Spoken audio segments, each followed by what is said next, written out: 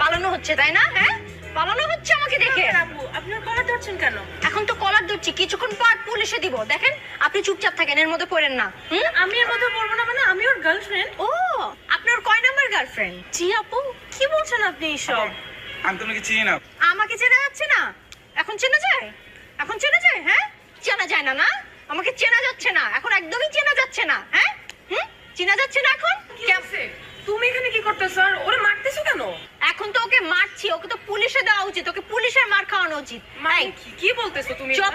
আমি তোকে আগেই বলছিলাম না যে এই ছেলের প্রবলেম আছে, সিভিয়ার প্রবলেম আছে? তুই আমাকে বলছিলি কি না ওর মতো ছেলেই হয় না, ও সবচাইতে ভালো। এখন দেখ এইখানে এই যে এই মেয়েকে নিয়ে ফষ্টি নষ্টি করছে, হাসাহাসি করছে। তুই কি বলেছিলি? ওর